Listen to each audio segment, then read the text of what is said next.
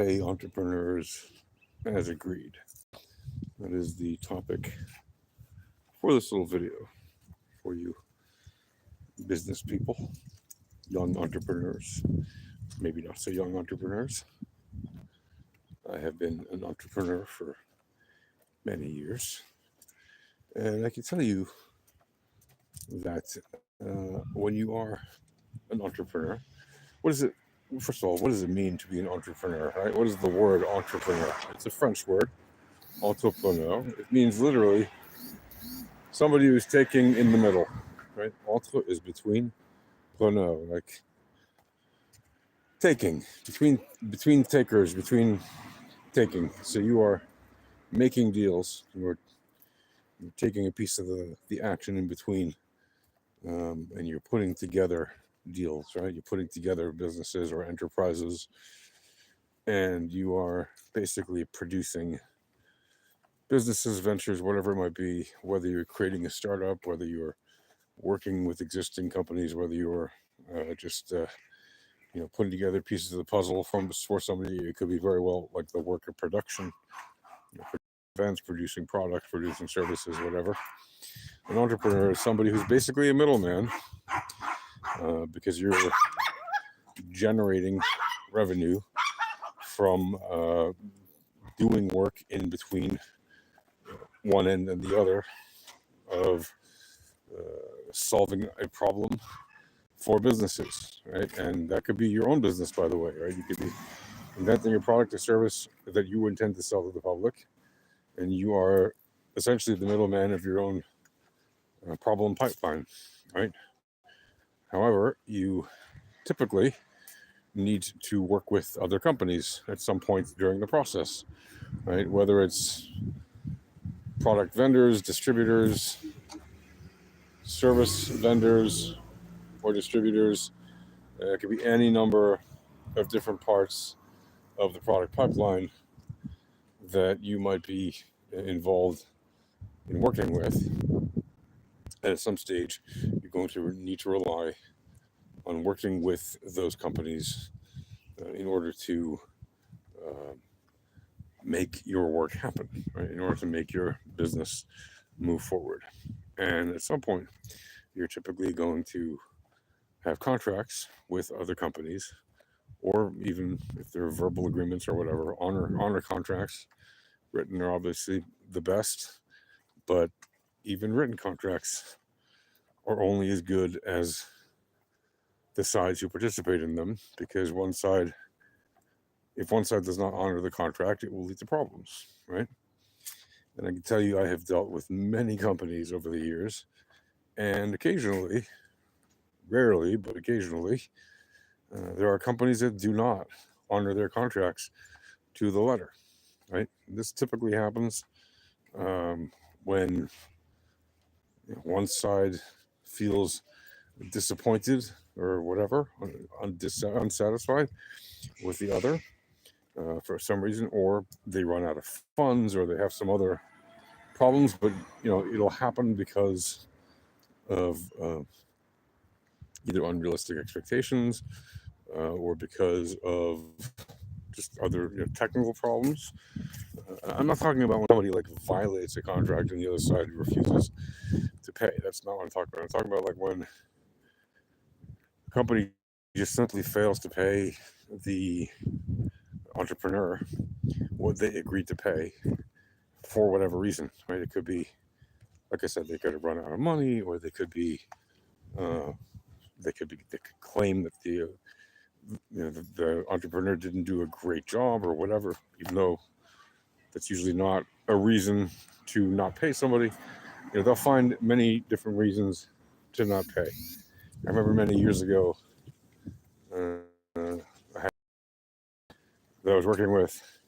I was working with a company that had deals to honor, to pay, and they were written contracts and everything to pay a number of different vendors that I brought to them, and they paid by and large the vast majority of them, and they failed to pay one of them after a very long time. They failed. They failed to, there's a bunch of them they failed to pay immediately at the end of the term of the contract, which they ended abruptly for whatever reason. It was nothing to do with, like, nobody violated any contract, nothing like that. Just that the company that had agreed to pay these vendors suddenly decided to stop working with them for some, whatever their excuse was. It doesn't even matter. But they refused to pay immediately. They dragged their feet a little bit. They eventually paid pretty much everyone, but there were at least one or two vendors that they did not pay for a while, and then one of them didn't pay for a very long time, like years. And this is not a company that had a problem with the funds. It's not a company that had any real technical reason to not pay their contract. They just didn't want to. Never verbalized any good reason for it. And because the vendor was outside, was far away, basically in a remote location, and didn't have any ability to legally pursue the company that they entered into an agreement with, they were basically screwed because it was a small little startup company with very limited resources up against a relatively big company that was, a relatively large private company that became a public company and has tons of resources, and they were in a very, very difficult position, basically at the mercy of this large public company to do the right thing and hope that they eventually would do that. And because of the legal language of the contract and everything, it was very difficult for the vendor, that worked through me to have the relationship with that company to get what was due to them. And it took a lot of wrangling, and eventually, they got a decent amount. It was a negotiated settlement. They didn't get 100% of what they were owed, and they had to wait a very long time. And the amount of time that they waited actually cost them a very significant amount in terms of, like, the portion, the value of their contract, because the amount of time that they spend pursuing compensation and the time and effort it cost them and labor it cost them almost as much as the amount that they got paid in the end. So they made very, very little money on the deal after all that effort. And it was really a very unjust case and an example of, like, why it's important to have an ironclad agreement, and more important, why it's important to to make sure that the companies that you're working with are generally satisfied with your performance on a regular, ongoing basis. Because, like weekly, if not daily, okay? Because it is very, very possible, in fact, highly probable, the companies that owe money to entrepreneurs, whether contractors or subcontractors or whatever, it's very probable that these companies will not, at some point, honor that bill and will make the entrepreneur or the vendor wait for payment for a very, very long time, if not forever. Right? If not just, like, flat out ignore it. And the reason I'm making this video is, again, I'm not mentioning any of the companies involved, because it's not about that. Right? It's about highlighting to entrepreneurs, and to, like, if you're an entrepreneur, if you're somebody starting up a business, if you're a middleman between companies, if you're some kind of a broker, or you're a producer, or you work at a company and you work with outside vendors and you're responsible for managing those vendors, or you are, in some other way, basically in between the money and the people doing the work, and you're somewhere in the pipeline, it's really important that you manage those relationships very carefully, and to avoid the problems of basically violating the trust, right, of the companies that trusted you to put together the deal, right? Whether they trusted you to be the broker, or they trusted you to do the work, or they trusted you for whatever it might be. It's basically, you're the middleman, and they're trusting you to put together the deal. And somehow, at some point, your trust has been violated, either because you've done something wrong, like you royally screwed up the deal, you failed to deliver what they wanted, or as is the case in probably in most cases, the entrepreneur is the one not screwing up the deal, but is the one getting screwed by usually the larger party, right? Not always. Sometimes it is the smaller party that does something really dumb, and then screws up the deal for themselves or whatever, and then eventually there's like an ongoing legal battle. But very often it happens, and sometimes it'll be like deals between a few small parties, okay, and there's no real huge company there involved. It's just a bunch of little small companies, and they can get those kind of battles can get quite nasty. It's happened. I've seen it on a number of occasions, not just in my own experience, but also with other firms that I know of, where friends that I know were running different companies and were doing different things, putting together deals, putting together partners, putting together all kinds of interesting businesses, and they would end up getting completely screwed over because their partners or their vendors or their suppliers or their contractors basically dishonored the agreement that they had. And it I don't want to say it doesn't matter if the agreement's in writing or not, because it does matter. But if the side, especially if there's an imbalance in power, if there's a side that has more power, they will find it a lot easier to not honor the agreement, just because they know they have the power. And by power, I mean they have the money, they have the attorneys, they have whatever they need to, that the smaller party might not have access to at the same level. And so that's why it's incredibly important, and that's why it's one of the big risks of entrepreneurialism, that people don't tell you very much about the risks of entrepreneurialism, right? You always hear the success stories, you always hear the flexing, oh, my company, I made a 7-figure company in 8 months, or what, I made a 10-digit company in 3 years, and here's how I did it. They love to show you the successes, right? But they never tell you about the failures, right? Most companies won't talk to you about the failures.